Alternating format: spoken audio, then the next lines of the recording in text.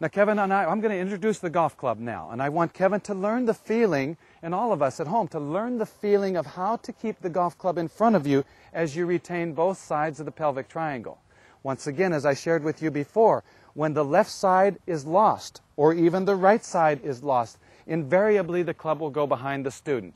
If it gets behind you, you've got to find a way to compensate to get it back over. Therefore, the outside across, dreaded slice and pulls, and loss of compression angles.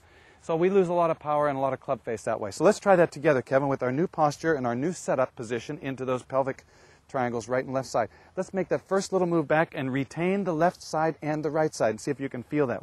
What's that feel like there? Does that feel kind of strange? Feels kind of back a little bit in this side? Okay, one more time. Into there. Now let's come into impact slowly, and let's see if we can retain both the right and the left. Very good. Now show me what your old one, honestly, what your old one used to look like into impact.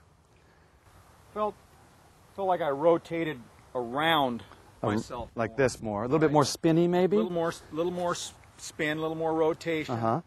And then if I did not clear my left side out strong on the way through, you get a few pushes.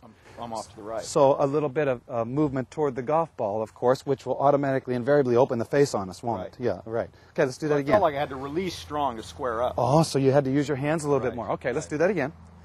Okay, address, a little move into the backswing, right there. A little move into the impact. Hold the right and left side. Even though you've turned through the shot, you still have some retention. That's gorgeous.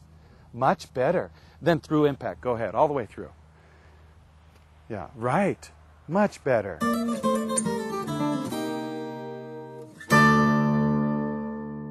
Now, it's one thing to be able to show you how to move correctly without a golf club. It's another thing to even show you correctly both sides of the pelvic triangle on both sides of the golf swing with a golf club. But somehow or other, I have to have you accelerate your learning by learning it in some sort of drill package. So I have an idea for you. Just stick an umbrella in the ground. If you're using grass, if you're using a mat, then maybe stick some sort of a stand up there or a bag behind you. Now, as you set up to that position, put your right hip against that umbrella. And that is your stationary position of your right pelvic triangle. When you move into the backswing, continue to hold that position. And now on the forward side, and again, making sure the left side is also intact, but on the forward side, let's switch gears and let's put your left hip against it. And let's move into the forward side, still retaining the position of the umbrella, but also all-important position of the right side of the pelvic triangle as well. So we can move into impact and hit shots.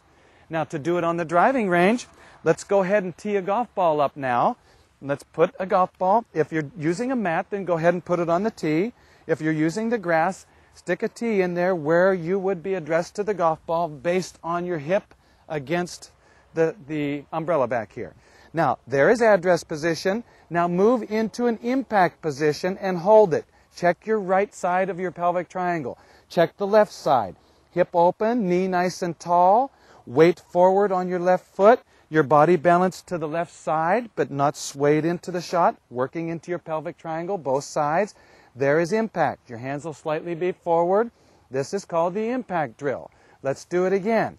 Without the upper body moving off either direction, just move into a good impact position with your upper body staying in the same position, touching your umbrella back here. Check your right side. If it's in good position, now we can go ahead and hit some shots from here. Stay right here, take a small backswing, and hit some shots. For the second half of the drill, again, making sure first that you achieve this first position. It'll feel like the right knee is moved in a little bit toward the left, but you've kept that solid right side of your pelvic triangle. The left side is moved into its sit but pelvic triangled position. Left knee gets tall, again, to reiterate what we shared with you before. Now, once you feel that, and your upper body has not moved off the ball, still solid, move back, do it again to make sure you can feel it. So your body will start to understand the new feelings of the muscles movement. Then back to address, then take a very small swing and try to achieve that position moving through the shot. And use it on a tee to begin with so that you can reaccustom your address position to the golf ball and your distances from the golf ball. Those two drills will help you get that totally internalized in your body so that both sides of the pelvic triangle are intact on the backswing and the forward swing. Now what that's going to give you, both sides of those drills, the first drill and then the second drill of hitting shots and retaining that, it's going to automatically put you in a much better position on the way back, which will give you a better path. It will automatically assist. It might not be perfect, but it will assist immediately your compression angles back to the golf ball, and you will be related. The center of the golf ball will be related to the center of the face. You will no longer have to compensate to make contact.